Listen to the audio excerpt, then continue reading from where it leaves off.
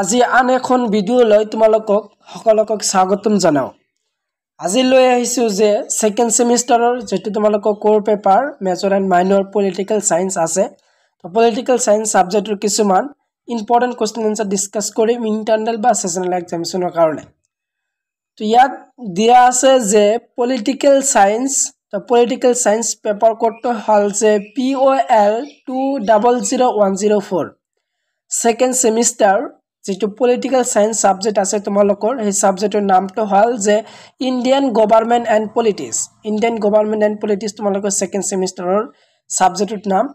তাৰ পিছত দিয়া আছে ইন্টাৰনেল অ্যাসেসমেন্ট বা সেশনাল এক্সামিনেশন 2025 ফুল মাৰ্কস 40 আৰু টাইমস 2 আৱাৰ্স। তো তোমালোকৰ যেহেতু ফুল মাৰ্কস হ'ব তোমালোকৰ ইন্টাৰনেল এক্সামিনেশন 40 মাৰ্কসৰ হ'ব আৰু টাইম দিয়া থাকিব 2 hours. Political science sessional examination 2025। তো তোমালোকৰ এক নম্বৰত দিয়া থাকিব যে যিকোনো 10টা প্ৰশ্ন উত্তৰ লিখা 1 into 10 equal 10। তোমালোকৰ এক নম্বৰ এই প্ৰশ্ন তোমালোকৰ 10টা লিখিবলৈ আহিব। তো তোমালোকৰ এক নম্বৰ 10টা প্ৰশ্ন লিখিব লাগিব। তো সেশনাল এক্সামিনেশনৰ কাৰণে এইবিলাক তোমালোকে চাই যাবা। তো এনে ধৰণৰ প্ৰশ্ন আহে তোমালোকৰ সেশনাল এক্সামিনেশনত। তো তোমালোকে চাই লোৱা ইম্পৰ্টেন্ট কোৱেশ্চন কেইটা। তো এই নম্বৰটো হল যে সংবিধান সভা কেতিয়া গঠন কৰা হৈছিল। তাৰ উত্তৰটো দিছে সংবিধান সভা 1946 চনত 9 ডিসেম্বৰ গঠন কৰা হৈছিল। তো এই প্ৰশ্নটো তোমালোকে শিকি যাবা। তাৰ পিছত তোমালোকৰ বি নম্বৰটো যে কিমান চনত ধৰ্মনিৰপেক্ষ শব্দটো সংবিধানৰ প্ৰস্তাৱনাত যোগ দিয়া হৈছিল। তাৰ উত্তৰটো দিয়া আছে 1976 চনৰ 42তম সংশোধনৰ জৰিয়তে যোগ দিয়া হৈছিল ধৰ্মনিৰপেক্ষ শব্দটো। মোস্ট ইম্পৰ্টেন্ট হয় তোমালোকে এইবিলাক প্ৰশ্ন ফাইনেল এক্সামিনেশনৰ কাৰণে তোমালোকে চাই যাবা। সি নম্বৰটো হল যে বৰ্তমান ভাৰতৰ সংবিধানৰ মুঠ অনুচ্ছেদৰ সংখ্যা কিমান। তাৰ উত্তৰটো দিয়া আছে যে 448। এটা সংখ্যা হল যে বৰ্তমান ভাৰতৰ মুঠ অনুচ্ছেদ। তাৰ পিছত তোমালোকৰ ডি নম্বৰটো দিয়া আছে যে মৌলিক অধিকাৰ সমূহ সংবিধানৰ 12 পৰা 35 অনুচ্ছেদ লৈকে লিখা আছে শুদ্ধনে। তাৰ উত্তৰটো দিয়া আছে শুদ্ধ। ই নম্বৰটো হল যে PIOৰ সম্পূৰ্ণ ৰূপ লৈ লিখা। এনেধৰণৰ তোমালোকৰ যেহেতু প্ৰশ্ন আহে ইন্টাৰনেল এক্সামিনেশনত। তো তোমালোকে গোটেইবিলাক ইম্পৰ্টেন্ট হয় তোমালোকে চাই যাবা এইবিলাক। ইয়াৰ উত্তৰটো দিয়া আছে যে PIOৰ সম্পূৰ্ণ ৰূপটো হৈছে যে পাৰ্সন অফ ইণ্ডিয়ান অৰিজিন ভাৰতীয় উদ্ভৱৰ ব্যক্তি। এফ নম্বৰটো হল যে মৌলিক অধিকাৰৰ অৰ্থ লিখা। অৰ্থ কি। তাৰ উত্তৰটো হ'ব যে নাগৰিক স্বতন্ত্ৰতা আৰু সুৰক্ষাৰ অধিকাৰ। জি নম্বৰটো হল যে মৌলিক অধিকাৰৰ এটা বৈশিষ্ট্য লিখা।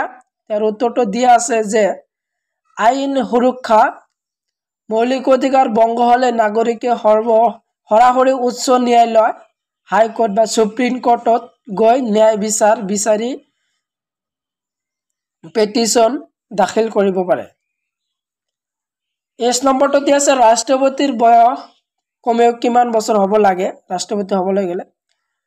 ইয়াৰ উত্তৰটো দিয়া আছে যে ভাৰতৰ ৰাষ্ট্ৰপতি হ'বলৈ কমেও বয়স 35 বছৰ হ'ব লাগিব। আই নম্বৰটো হল যে ভাৰতৰ প্ৰথম নাগৰিক কোন। তাৰ উত্তৰটো আছে ভাৰতৰ প্ৰথম নাগৰিক বুলি ৰাষ্ট্ৰপতিকে ধৰা হয়। তো ভাৰতৰ প্ৰথম নাগৰিক কোন। ভাৰতৰ প্ৰথম নাগৰিক হল ৰাষ্ট্ৰপতি। যে নম্বৰটো দিয়া আছে যে ভাৰতৰ ৰাজ্যৰ ৰাজ্যপালক কোনে নিযুক্তি দিয়ে। মোস্ট ইম্পৰ্টেন্ট হয় প্ৰশ্নটো এইটো তোমালোকৰ সেশনাল বা ফাইনেল এক্সামিনেশনৰ কাৰণে শিকি যাবা। ইয়াৰ উত্তৰটো দিয়া আছে ভাৰতৰ ৰাজ্যসমূহৰ ৰাজ্যপালক ৰাষ্ট্ৰপতি নিযুক্তি দিয়ে। ভাৰতৰ ৰাজ্যসমূহৰ ৰাজ্যপালক কোনে নিযুক্তি দিয়ে ৰাষ্ট্ৰপতি নিযুক্তি দিয়ে। কে নম্বৰটো হল যে ভাৰতৰ যুক্তৰাষ্ট্ৰীয় ব্যৱস্থাটো কোনখন দেশৰ আৰ্হিত গঠিত। তাৰ উত্তৰটো আছে ভাৰতৰ যুক্তৰাষ্ট্ৰীয় ব্যৱস্থাটো কানাডাৰ সংবিধানৰ আৰ্হিত গঠিত। তো এনেধৰণৰ তোমালোকৰ যেহেতু প্ৰশ্ন আহিব ইন্টাৰনেল এক্সামিনেশনত। তো তোমালোকে এইবিলাক প্ৰশ্ন তোমালোকে শিকি যাবা মোস্ট ইম্পৰ্টেন্ট হয় ইন্টাৰনেল এক্সামিনেশনৰ কাৰণে। তাৰ পিছত তোমালোকৰ 2 নম্বৰত দিয়া থাকিব যে যিকোনো 5টা প্ৰশ্ন উত্তৰ লিখা। তোমালোকৰ 2 into 5 equal 10। তোমালোকৰ 2 মাৰ্কৰ 5টা প্ৰশ্ন তোমালোকৰ আহিব 2 নম্বৰত দিয়া থাকিব 2 নম্বৰী প্ৰশ্ন। তো তোমালোকে 2 নম্বৰী প্ৰশ্নৰ কাৰণে এইবিলাক শিকি যাবা যে এইটো দিয়া আছে যে প্ৰস্তাৱনাত সন্নিবিষ্ট দুটা মূলনীতি উল্লেখ কৰা। তাৰ উত্তৰটা হচ্ছে সংবিধান প্ৰস্তাবনা সন্নিবেশিত দুটা মূলনীতি হল ধৰ্মনিৰপেক্ষতা ৰাইজই সকলো ধৰ্মক সমান দৃষ্টিৰে চায় আৰু কোনো ধৰ্মৰ প্ৰতি পক্ষপাত নকৰে 2 নম্বৰটো দিয়া আছে যে গণতন্ত্ৰবাদ ডেমোক্ৰেসি ভাৰতৰ জনতা ৰাজনৈতিক ক্ষমতাৰ জৰিয়তে চৰকাৰ নাগৰিকে নিৰ্বাচন কৰে তাৰপিছত তোমালোকে 2 নম্বৰটো শিকি যাবা যে ভাৰতীয় নাগৰিকত্ব পাবলৈ হলে 5 নং অনুচ্ছেদত অন্তৰ্ভুক্ত কৰা দুটা উপায় লিখা তাৰ উত্তৰটা দিছে ভাৰতীয় সংবিধান অনুচ্ছেদ 5 অনুসৰি নাগৰিকত্ব লাভ কৰাৰ দুটা উপায় হল প্ৰথমতে আছে ভাৰতত জন্মগ্ৰহণ কৰা যদি কোনো ব্যক্তি 26 জানুৱাৰী 1950 পূৰ্বে বা তাৰ সময়ছোৱাত ভাৰতত জন্মগ্ৰহণ কৰে তেন্তে তেওঁ ভাৰতীয় নাগৰিক হিচাপে গণ্য কৰা হ'ব 2 নম্বৰতে আছে ভাৰতত বাস কৰি থকা যদি কোনো ব্যক্তি 26 জানুৱাৰী 1950 সময়ছোৱাত ভাৰতৰ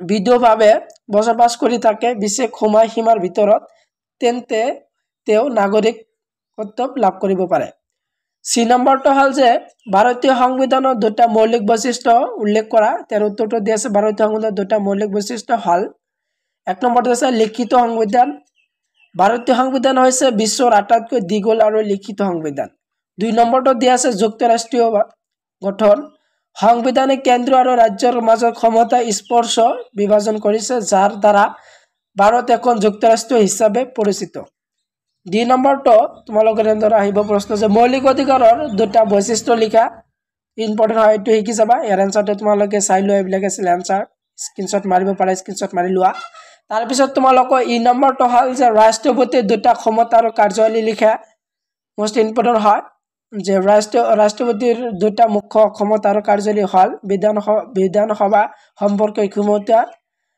তাৰ পিছত 2 নম্বৰতে কাৰ্যকাৰী ক্ষমতা সকলোবিলাক তোমালোকে চাই যাবা তাৰ পিছত তোমালোকে 1 নম্বৰটো দিয়া আছে ভাৰতীয় সংবিধানৰ যুক্তৰাষ্ট্ৰীয় দুটা বৈশিষ্ট্য লিখা মোস্ট ইম্পৰ্টেন্ট হয় তাৰ উত্তৰ আছে 1 নম্বৰতে আছে ক্ষমতাৰ বিভাজন সংবিধানৰ কেন্দ্ৰ আৰু ৰাজ্যৰ মাজৰ ক্ষমতা স্পষ্টভাৱে ভাগ কৰা হৈছে কেন্দ্ৰীয় ৰাজ্যিক আৰু সমবায়ী তালিকাৰ মাধ্যমে 2 নম্বৰতে আছে লিখিত আৰু সৰ্বোচ্চ সংবিধান ভাৰতৰ সংবিধান এখন লিখিত আৰু সৰ্বোচ্চ আইনী নথি যিয়ে যুক্তৰাষ্ট্ৰীয় কাঠামৰ মূল আধাৰ হিচাপে কাম কৰে তো তোমালোকে 2 নম্বৰ প্ৰশ্নৰ কাৰণে এইবিলাক কি যাবা তো এৰ পৰা এফলৈ দিয়া আছে 2 নম্বৰ প্ৰশ্নৰ কাৰণে মোস্ট ইম্পৰ্টেন্ট হয় এইবিলাক কি যাবা তাৰ পিছত তোমালোকৰ 3 নম্বৰত দিয়া থাকিব যে 3 নম্বৰ প্ৰশ্নতে যিকোনো দুটা প্ৰশ্নটো লিখা তোমালোকৰ 5 নম্বৰ প্ৰশ্ন দুটা থাকিব যে 5 * 2 = 10 তোমালোকৰ 5 নম্বৰৰ দুটা প্ৰশ্ন তোমালোকে লিখিব লাগিব সেশনাল এক্সামিনেশনত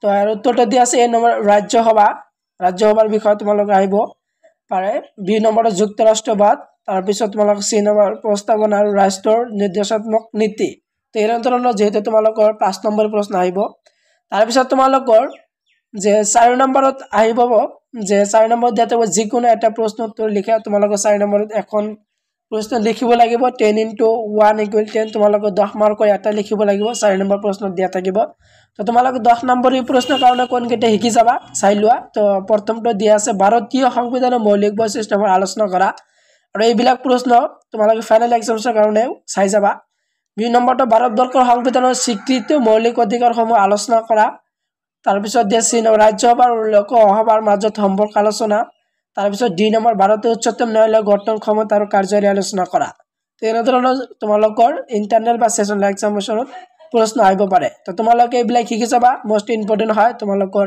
ইন্টাৰনেল এক্সামিনেশনৰ কাৰণে আৰু ইতিমধ্যে তোমালোকৰ আগত এইচি যেটো ইংলিশ কমিউনিকেশন আছে ভিএসি তোমালোকৰ সাবজেক্টৰ ইতিমধ্যে ইম্পৰ্টেন্ট কোৱেশ্চন আনসাৰ ডিসকাস কৰিছো তোমালোকে এই ভিডিও ডেসক্ৰিপচনত লিংক তোমালোকে পাই যাবা তো এইবিলাক আছিল তোমালোকৰ মোস্ট ইম্পৰ্টেন্ট হয় ইন্টাৰনেল বা সেশনাল এক্সামিনেশনৰ কাৰণে তোমালোকৰ বন্ধু-বান্ধৱীৰ লগত ভিডিওটো বেছি বেছি শেয়াৰ কৰি দিবা আৰু ভিডিওটো এটা লাইক কৰি দিবা আজিৰ ভিডিও এইখিনি আছিল